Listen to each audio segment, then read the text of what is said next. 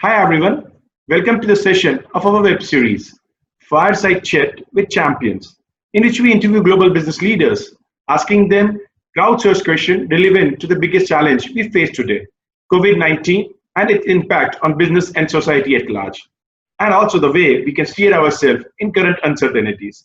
Today we have a very special guest with us, Unnikrishnan Nair. He's a digital transformation and IT business lead APAC for Bayer Crop Science.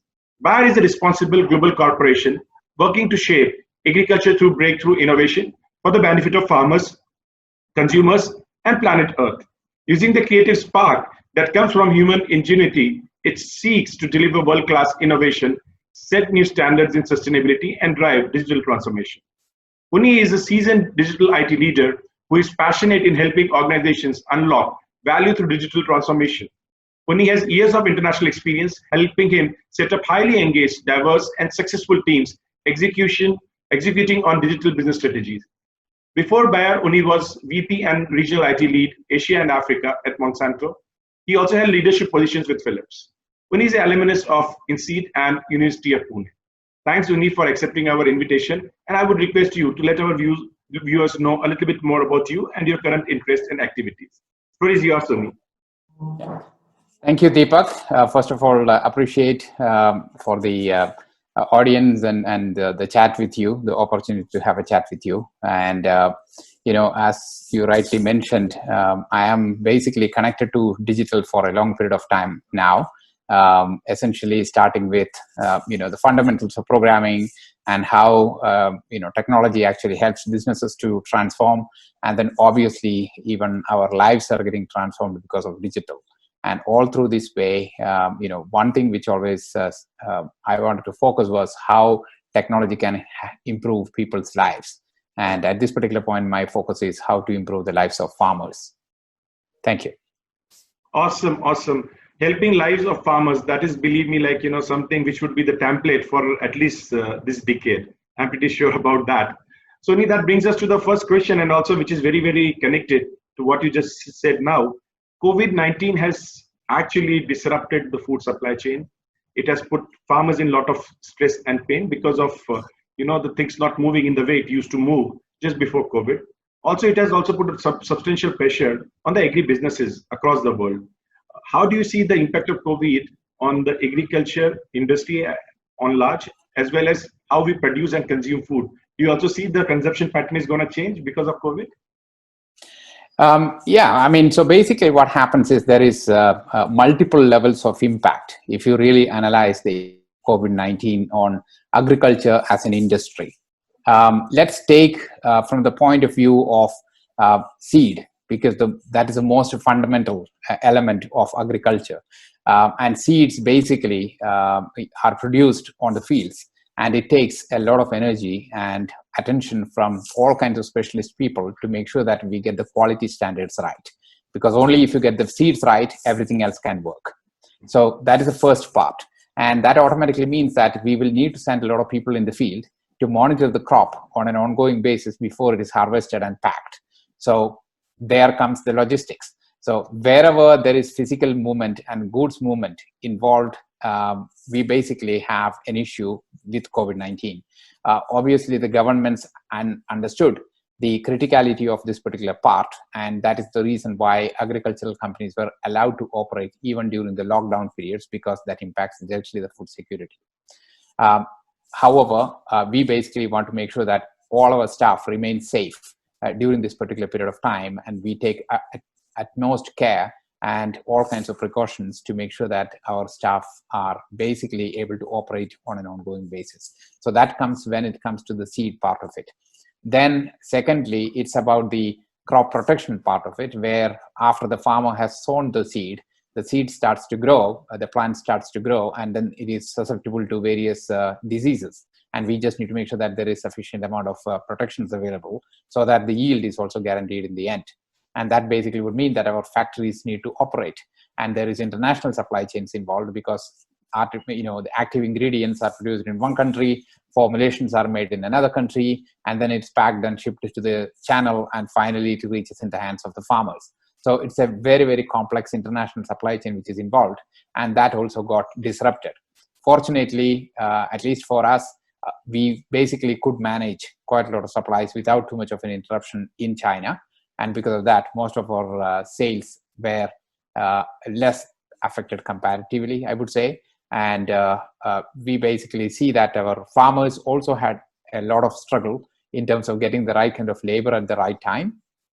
And this time, luckily, our monsoon is very normal, and almost all the country is getting good amount of rain, and that's a real good news. But the challenge, of course, has to do with the availability of all these inputs at the right time and making sure that the farmers are able to sow with the right kind of people, etc. So that remains a concern at this particular point. And on the other hand, when you really look at it from the consumption side, there is also a lot of interesting things happening. As you might have seen in the newspaper recently, the government basically decided to change the Essential Commodities Act of 1955, primarily to allow farmers to sell wherever they want, which was not the case before that particular point, where the farmers had to go to the mandi and sell their producers at the prices available in the market. Now, that is basically happened because consumers were not able to get their supplies on a daily basis for fresh food, primarily because the markets were not open, and because of COVID-19, the markets were shut, and that actually resulted in a huge short supply of fresh producers, which triggered this action from the government side. So now what will happen moving forward is that farmers will get unprecedented level of opportunity to sell and market their producers, and as long as they are able to keep up a certain quality standards, it's even possible for them to brand their producers and sell at a much better prices compared to what they used to do in the past. So as you can see, a change has brought a lot of challenges and a lot of opportunities at the same time. So it all depends on which side you want to look at. No, very well articulated, Unni. I love where you put the all different aspect of agriculture. That brings us to something which is a little bit closer to what the Bayer Crop Science is doing currently. While I understand you are diversified from innovation to digitization, but typically input is, I'm saying that the central of the majority of activity the Bayer Crop Science is doing. The way actually the input industry used to work pre-COVID, right? For example, the farmers meeting, where you have hundreds of farmers and you give a demonstration to them. Your on-ground team, the field team, used to visit farmers to understand their pain points, the retailers meeting, and then you used to have a very nice gathering of all your retailers, dealers at a nice place where people used to chill out and enjoy, right? I've been part of some of those nice events. Now COVID is going to change and disrupt that completely, right? With the social distancing norms, and even you'll be surprised, farmers, they don't want people from the cities to come to them. In fact, I used to be invited on a weekly basis by farmers to come to their villages. But now they're saying that you are from Ahmedabad, it's a red zone, please don't come to my village. So these things are going to happen. Second thing is that, as you rightly said, that agro input companies very, very heavily depends on the value chains and the supply chain. And that would not remain the way they used to be pre-COVID. So new normal would be very different. So how do you see agro input industry, right, changing and gearing up themselves to take the challenge of COVID-19 and once the bounce back happens? Yeah, so quite a lot of topics involved in that one question. First thing what we have to realize is that we used to operate with certain assumptions. And what COVID has shown to us is that maybe quite a lot of assumptions were not really valid. For instance, you can't do business without meeting people face to face. Well, we basically have a season where we actually did without really meeting a lot of people. And secondly, I need to have the farmers seeing these things face to face and with their own eyes, the producers and everything, before they are convinced. In many cases, they are not able to do that this time. So while many of those assumptions are valid, many of the assumptions tend not to be that much valid or that much important. That is what we basically can see at this particular point. Now, can it be sustainable the way we are doing right now? I don't know. I think only the time will tell. But what we basically did to handle the situation on short term is obviously to rely heavily on digital technologies. So for instance, we have a lot of face-to-face meetings which is conducted by our sales professionals in the field. We have thousands of them out there, connecting with thousands and thousands of distributors and retailers who finally connect with millions of farmers. That's the way we operate. Now, of course, many of them could not go out of their villages or out of their homes, even in many cases. And many of the distributors and retailers don't want to have these many visitors coming to their place either. And also, farmers doesn't want to have their people from outside the village coming to their villages either. So that basically led to a situation where much more people started using digital technologies, like the way we are talking right now. This is becoming the standard. In the end, businesses are done on a relationship. And, there is a traditional way of managing that relationship, which is all about personal interactions and having a free chat and those type of things. And COVID-19 basically prohibited us from having that on a regular basis, which essentially pushes all out of our comfort zones. And what we basically have done is use a lot of digital technologies to make sure that our relationship is maintained. And rather than having physical interactions, we were having a lot of virtual interactions, and at different levels in the organization, starting with the top level of the sales management, to the regional level, to the district level, to the territory level. We basically have all kinds of different interactions ongoing on a regular basis. And what we basically see that once this pandemic is over, it will be all about striking the right balance. How much of physical interactions we will really need, and how much of virtual interaction will be okay.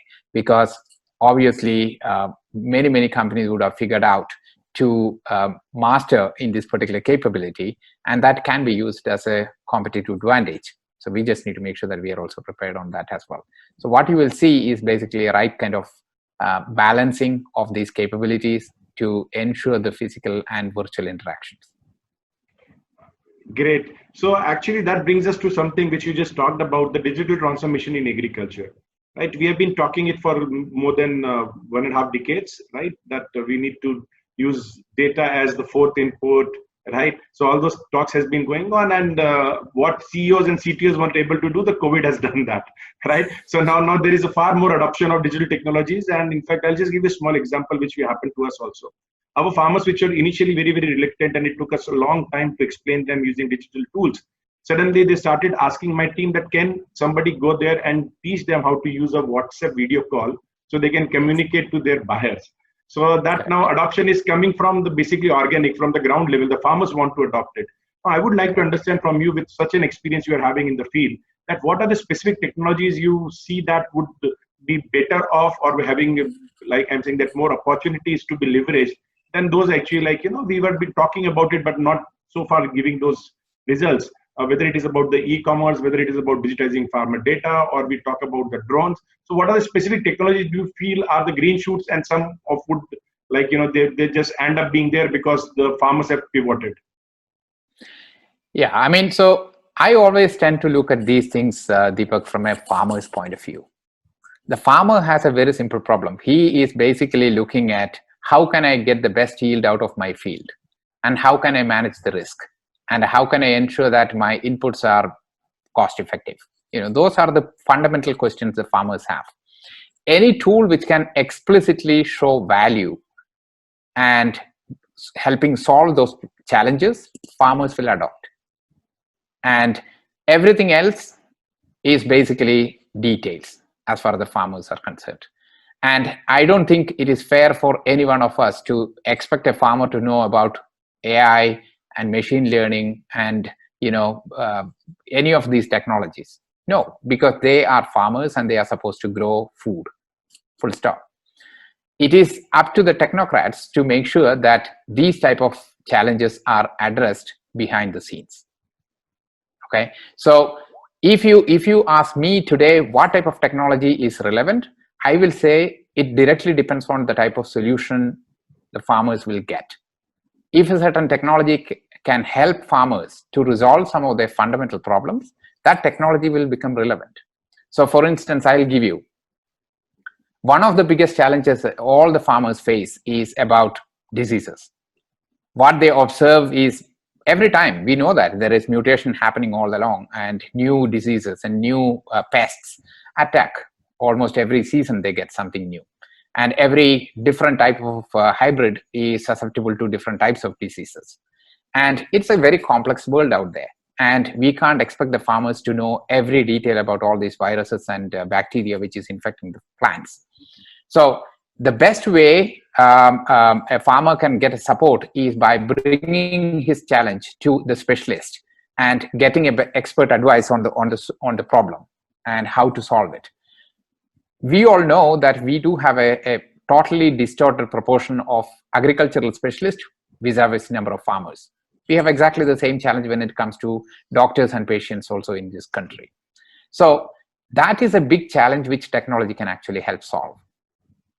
So if a farmer using his smartphone able to click a photograph, send that photograph to somebody in the background, and there could be a natural intelligence or a artificial intelligence sitting behind it, doesn't matter. End of the day, if the farmer gets an answer to that particular question, that solves a big problem to the farmer, because he basically will be able to understand what exactly is the infestation and what is the solution he should be applying and what is the dosage he should be applying so that he gets best result out of it.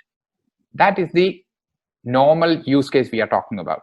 Now, when it comes to bringing that particular image, to getting the image first place into the phone, then afterwards, how is it getting transferred into the back, in the server, and after that, it gets into a specialist hand, or a machine model actually analyzes the image and then churns out what exactly is the pattern is saying and what is the potential cause of this particular infestation, and bringing back that image and information back to the farmer. There are different types of technological components involved. So if you ask me what is relevant, all of them are relevant, right? Now, does the farmer need to know about all the details? I don't think so. So that's the way I look at every topic. And secondly, I will say that more and more, when consumers start to consume products which they will buy directly from the farmer or any of these middlemen type of organizations like Amazon or whatever, big basket, people would like to know where it is coming from. Is this safe? What exactly has been applied on this particular food? So people will be interested to understand the farming practices followed by the farmer, so that there is a personal connection between the consumer and a farmer. Now, how do we create that set of sequence of events of the value chain and create transparency of the chain? Essentially, that is where blockchain comes in as a handy technology. So I would say there are multiple technologies which is having relevance when it comes to agriculture, and it's entirely up to technocrats to figure out how exactly we can bring the power of this technology to the farmer in such a way that it actually solves his or her problem in the most simplistic way possible. Perfect. Very fairly put all those points, that it's not about technology, it is actually relevance, and end of the day, the value being given to the farmer. I also strongly believe that if anything is not giving direct value and is not very intuitive for the farmer, then actually it just should be in your labs, not on the field. So I fully agree with what you said. That brings us to the last section, and here actually we would like to understand from you that we know that the way the agriculture was done till now is not sustainable, right? Most of us agree on that, including the way the bear has put its own plans, right? It's very clear that the way we are using water, the way we are using the resources, it is not sustainable. Now, COVID has given us an opportunity to rethink. It gave us a pause. Do you think that going forward, that the way the agriculture industry would be working, would be considering sustainability as a very critical part of it, or it would be just like the business as usual, we go back to the normal and we still start abusing all sort of resources which we use in agriculture? So what's your take on that, and how do you see the agri-businesses can become more sustainable economically as well as environmentally going forward? I don't think it's an either or question, or is it a whether question. We just need to do it. The question is only when. So we all know that agriculture is one of the big contributors to greenhouse gases and all those type of things. And it basically has to do with the practices we follow in the field. So traditionally, we had been doing a lot of tilling tilling in the land, which basically results in emission of greenhouse gases. And also, that cattle herds is another contributor to these things. So it is time for us to really rethink about the food needs of a human species and how exactly are we going to make it. So it needs a fundamental way of relooking at these things. One thing which I can tell you is that Bayer as a company at this particular point is really looking at digital to address some of these pressing needs. We basically strongly believe that digital agriculture is the way forward. And why is it? Because it helps you to really smartly decide how and how much and where to apply all kinds of inputs so that your overall yield is not compromised while the inputs are reduced and the impact on the nature goes down. That's number one. Because if you take a large tract of land, not everywhere you will need to apply the same level of fertigation, the same level of water, the same level of crop protection products, etc. It will be only needed where it is actually in need, meaning there is a lower than expected level of presence of water or fertilizer needs, etc. So we just need to understand through digital technologies where exactly is that which is the place where we need to apply and leave the rest.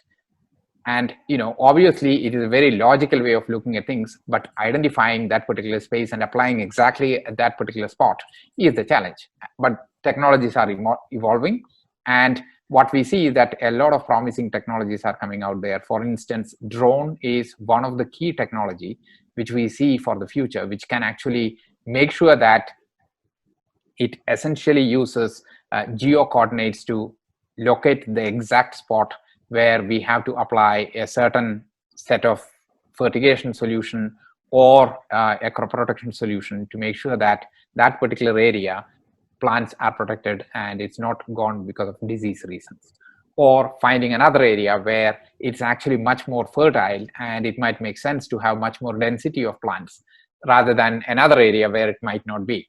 So having these type of decisions and making sure that these automated solutions are used to very smartly determine what needs to be placed where will have a significant impact. That's one aspect of it.